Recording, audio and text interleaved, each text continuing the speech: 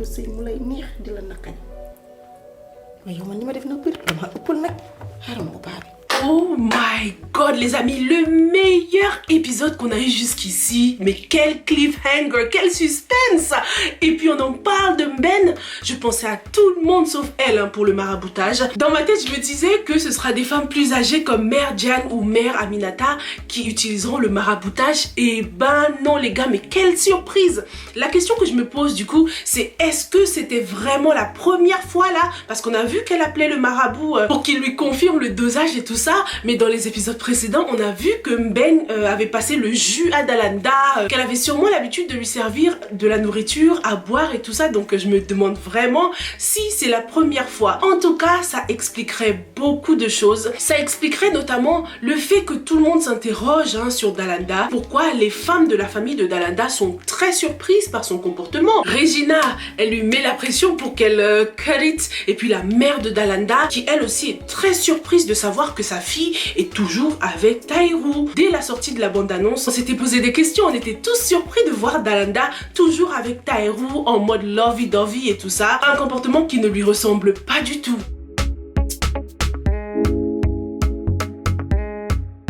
Bonjour à tous et bienvenue sur Yui TV, moi c'est Sylvia et sur cette chaîne je fais des revues et des analyses de films et séries afro. Sur cette chaîne on aime aussi donner notre opinion sur nos séries préférées, donc si c'est quelque chose qui t'intéresse, surtout n'hésite pas à t'abonner à la chaîne.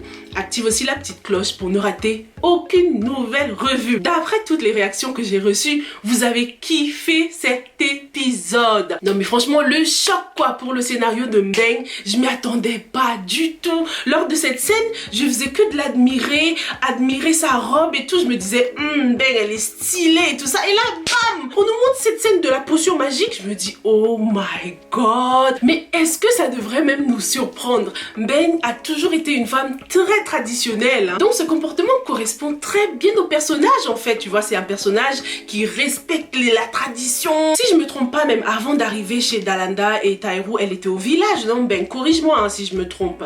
On a vu aussi dans des épisodes précédents Taïrou qui voulait lui donner de l'argent pour qu'elle aille s'instruire et tout ça. C'est bien, on a bien un centre de formation, morom fanier, c'est tout cœur. N'a pas inscrire. Donc je pense que c'est une femme qui n'est pas allée loin à l'école, elle n'a pas fait de longues études, elle est très traditionnelle, elle préfère plutôt tout ce qui est valeurs traditionnelles du pays, le mariage et tout ça, les coutumes traditionnelles quoi, ça c'est Mbeng. Et on reste dans la fiction les gars, là je suis en train de parler du personnage de Mbeng et pas de l'actrice qui je le sais est journaliste dans la vraie vie, ok?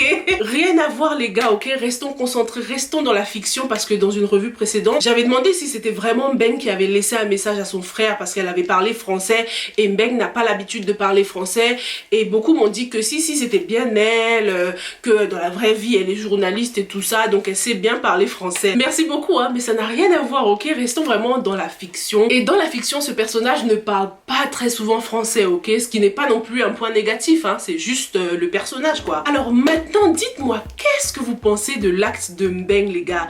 Est-ce que vous pensez que dans cette vie-là, il y a de la sorcellerie positive et il y a de la sorcellerie négative ou pas? Qu'est-ce que vous pensez du geste de Mbeng? Est-ce que vous pensez que c'est une bonne chose qu'elle fait? La réponse a l'air évidente comme ça, mais peut-être pas pour tout le monde. Mbeng essaie de sauver un mariage et elle le fait du mieux qu'elle le peut parce que avec son background, avec sa vie au village et tout ça, selon elle, c'est vraiment ce qui marcherait le mieux et le plus rapidement, tu vois. Il y a aussi quand même des enfants qui sont impliqués, donc dans un mariage, lorsqu'il y a des enfants, c'est pas du tac au tac le divorce, tu vois. Faut vraiment y réfléchir, peser le pour et le contre. Donc est-ce que Mbeng fait la bonne chose? Est-ce que Mbeng a vraiment raison d'utiliser le maraboutage ou pas? Lors de sa conversation avec ce marabout, on comprend que c'est un homme qu'elle respecte, elle l'appelle papa déjà, donc ça doit être une cliente fidèle, tu vois, c'est pas sa première fois.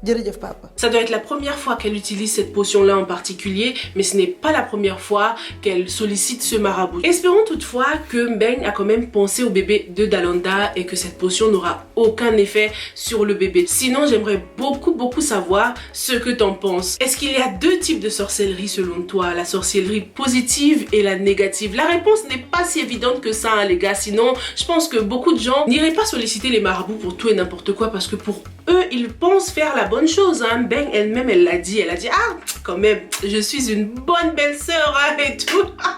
Dis-moi ce que t'en penses dans les commentaires. Personnellement, je trouve qu'il faut toujours laisser faire les choses naturellement, faut toujours laisser la volonté divine agir naturellement. Mais peut-être qu'il y en a qui sont pas d'accord avec moi. Dites-moi dans les commentaires, entre nous là, est-ce que vous avez déjà sollicité un marabout pour des petites ou des grandes choses? On se connaît les gars, ok? Les femmes comme les hommes. Est-ce que vous avez déjà sollicité un marabout pour des choses positives par exemple? En gardant en tête que dans certaines cultures africaines, les marabouts sont respectés. Hein. Je kiffe ce scénario du marabout. Hein. Ça fait depuis la saison précédente que j'attends ça. On va pouvoir en discuter. Vous allez pouvoir m'apprendre plein de choses. Je suis prête les gars. Du coup, tout ceci nous renvoie au côté ténébreux, dark, sombre un peu du générique et du script. Hein. Parce que dans le premier épisode, presque tous les personnages avaient le même discours. Tous les personnages voulaient sortir des ténèbres et tout ça. Lala menace de dévoiler le secret de Mère Diagne, les gars. Oh là là, ces deux-là qui ont toujours été très complices. C'est vraiment dommage de voir leur relation se dégrader à ce point. Tu sais à quoi cette scène m'a fait penser? Elle m'a fait penser à la relation entre Philly et Lala. Deux ex-confidentes aussi. Hein. Lala est en train de faire la même chose que Philly. Hein. Philly l'avait menacée de dévoiler ses secrets. Et ben voilà que elle aussi, dès qu'elle a un problème avec son ex-belle famille, elle menace de balancer les secrets. Pourquoi on est comme ça en fait?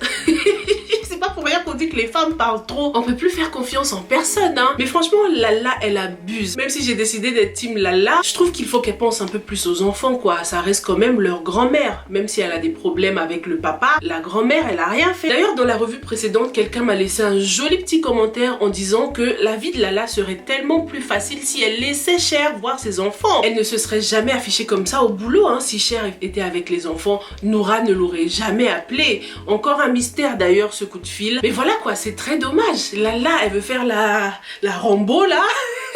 Mais elle n'arrive pas à gérer. Voilà qu'elle se retrouve maintenant avec un bras cassé les gars. Mais d'ailleurs j'ai tellement rigolé à cette scène, je sais pas pourquoi, mais la réaction de la bonne m'a fait rire. La réaction de la bonne et de Lala. La bonne, je pensais que c'était sa sœur du système. Au lieu de rester comme ça en mode ah massa, elle pouvait pas venir au moins secourir Lala en mode ça va et tout. Elle l'a regardé 2 secondes après, elle est partie quoi. C'était vraiment un moment de honte pour Lala, je trouve. Hein. Lala ne peut plus reprendre le travail pour l'instant. Elle a donc le bras cassé et elle a décidé de poursuivre Cher en justice. J'ai envie de dire enfin, il le mérite quand même un peu après tout ce qu'il lui a fait subir. Mais j'espère qu'elle est prête, hein, Lala. Parce que Regina, c'est son domaine. Elle ne blague pas. Il y avait une certaine satisfaction dans le regard de Lala. Mais j'espère pour elle qu'elle est prête hein, pour cette démarche-là. On sait qu'elle est toujours un peu amoureuse de Cher quand même. Donc est-ce qu'elle aura vraiment la force d'aller jusqu'au bout? La spécialité de Lala, c'est de commencer des choses qu'elle n'arrive pas à terminer. Ça a toujours été comme ça. Hein. J'espère pour elle qu'elle sera assez forte pour aller jusqu'au bout les gars. Dites-moi ce que vous avez pensé de la démarche de Lala. Est-ce qu'elle est allée trop loin? Est-ce qu'elle va assumer? Concernant le secret de Mère Diagne, j'ai vraiment l'impression qu'il pourrait concerner Biram. Hein. Vu comment ils nous ont montré cette belle complicité entre Biram et Mère Diagne, j'ai l'impression qu'il y a quelque chose qui va vraiment venir détruire tout ça. Alors la seule histoire qu'on sait de Mère Diagne et Biram concerne le père de Biram. Est-ce qu'en fin de compte, Cher et Biram ne sont pas frères? Si Biram n'est pas un vrai Diagne, est-ce que ça pourrait affecter sa position dans l'entreprise? Ce qui veut dire que tout ce que Mansoura et son petit chéri Coco sont en train de faire là ne servira à rien. Ce secret pourrait avoir beaucoup de répercussions. Hein. Peut-être que le secret c'est quelque chose qu'on ne sait pas encore et qu'on va découvrir. Hein. On verra bien par la suite. Pour l'instant, ma meilleure hypothèse tournerait quand même autour de la paternité. Biram est un homme changé, mais quel développement du personnage. Il n'est plus ivrogne, il était beaucoup plus doux hein, dans cet épisode. Petite erreur quand même au niveau de son costume qui a changé du bureau à la maison, mais bon, rien de très grave. Biram est plus calme, plus posé, plus réfléchi. Il paraît même beaucoup plus adulte.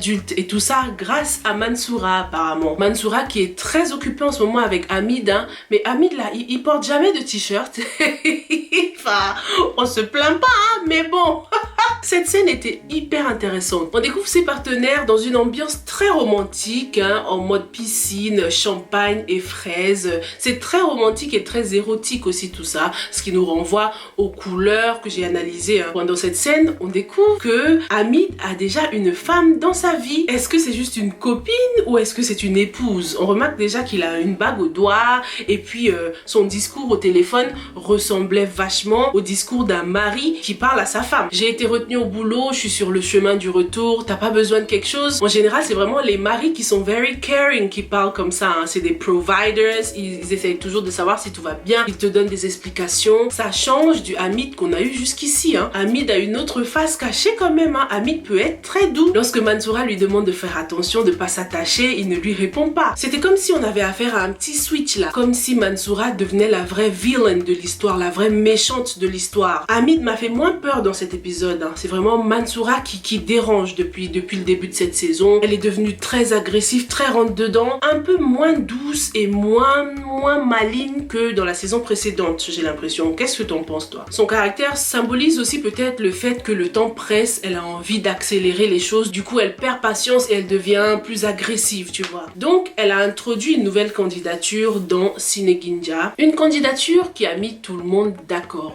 D'ailleurs, j'ai beaucoup aimé cette scène avec cette rivalité entre les deux frères qui ont été mis des deux côtés de la table, ce qui symbolise vraiment le fait qu'ils ne s'entendent pas. Hein. Ils sont éloignés. La tête de table, c'est toujours la place du chef. Hein. Donc les deux essayent de se faire respecter parce que s'ils s'entendaient vraiment bien et que chacun restait à sa place, Biram aurait pu être le bras droit de Cher et du coup se mettre peut-être genre à côté de lui, tu vois. Ce conflit résume aussi très bien la vie de Cher. Hein. Il n'est plus respecté devant ses employés comme ça, on le contredit. Plus rien ne va. Cineginja est en mode chute libre. Ça va plus du tout. Malgré l'insolence de Biram, malgré le fait qu'il a voulu tenir tête à Cher devant tout le monde comme ça, Mansoura continue à lui mettre la pression. Qu'est-ce qu'elle veut de plus? La postura. La postura, c'est bon quoi. Elle abuse pas un peu? Il y a ce mur rose qui m'a quand même intriguée, qui m'a donné des vibes très féminines et tout ça, et du coup qui m'a fait penser à cette nouvelle candidate qui va arriver. Apparemment dans son CV il y a écrit qu'elle était mariée, ce qui est quand même surprenant parce que je pensais que ça allait être Anita, donc la fille de maman Aminata. Apparemment elles sont bien mère et fille, mais on dirait que non parce que cette candidate est mariée. Après peut-être que Anita va jouer un rôle, peut-être qu'elle a été payée pour faire ça. On verra bien par la suite. Anita et maman Aminta. Apparemment c'est Aminta, moi je disais Aminata depuis. Mais quelle belle complicité mère et fille. C'est la première chose qui saute aux yeux. Les deux femmes s'entendent très bien. Hein. Elles sont même des confidentes quoi. Cette scène nous révèle un peu plus de la personnalité de maman Aminta. C'est une femme qui a déjà divorcé plusieurs fois et qui est toujours à la recherche d'un nouveau mari. Elle le dit à tout le monde. Hein. Ça y est, tout le quartier est au courant. Non, mais ça m'a trop fait rire lorsque la tata Mam Binta est venue rajouter son petit grain de sel là. Elle lui a dit le mariage c'est pas un dressing. Mais pourquoi maman Aminta elle s'énerve en fait? Si maman Aminta se permet de raconter sa vie à tout le monde, de lui dire qu'elle cherche un mari, qu'elle n'est plus avec monsieur ceci cela, c'est que maman Mam Binta peut se permettre de lui dire ce qu'elle en pense. Hein. Aminata lui a préparé le terrain, elle lui a tendu la perche. Hein. Donc faut pas se plaindre après. Si tu veux éviter des réflexions comme ça, évite de raconter ta vie aussi. Maman Aminata, la voleuse de mari. Est-ce qu'on peut l'appeler voleuse de mari? En tout cas, elle a oublié de préciser quelque chose d'important à sa fille, c'est que Pagay est déjà mariée à une copine à elle. Hein. Ça ne semble pas du tout être un obstacle. Elle applique très bien la phrase qui dit que c'est pas parce qu'il y a un gardien qu'on peut pas marquer de but. Hein. On remarque aussi quand même que Tata Aminata, là, c'est une mère poule. Hein. Elle est prête à défendre sa fille. Hein. Lorsqu'on fait une réflexion déplacée à sa fille, bam, elle sort ses crocs. Concernant Anita, en tout cas, elle a l'air d'être une femme très innocente, très gentille, très réfléchie. J'espère vraiment que c'est quelqu'un de bien. On voit déjà qu'elle ne juge pas sa mère quand même malgré son comportement un peu excessif. Hein. Donc c'est une bonne fille et j'espère vraiment qu'elle finira avec Biram. Mais ça risque de se compliquer puisque sa maman veut voler le mari de la mère de Biram. Donc est-ce que Mère Diane va redevenir comme avant? Est-ce qu'elle va essayer de briser la relation entre Biram et Anita? Dalanda et Mamie sont vraiment devenus potes, hein. On remarque qu'elles se voient en dehors de la maison. C'est plus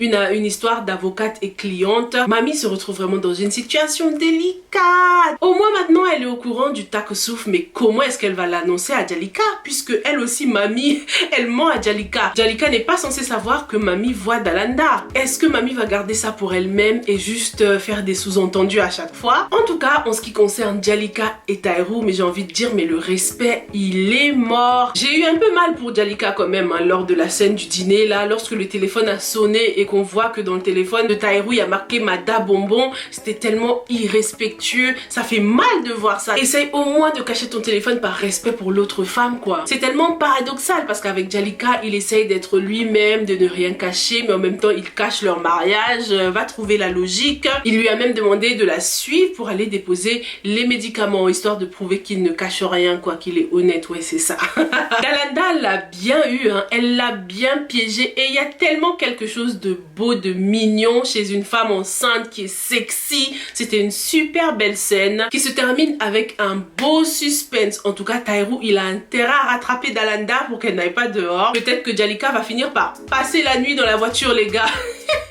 Elle aura encore plus le seum le lendemain. Merci beaucoup d'avoir regardé cette analyse jusqu'au bout. N'hésite surtout pas à laisser tes impressions dans les commentaires pour qu'on puisse en discuter ensemble. Dis-moi ce que tu penses du maraboutage et puis de la situation entre Dalanda et Jalika. On se retrouve donc dans la prochaine revue. Stay safe and stay blessed. Bye.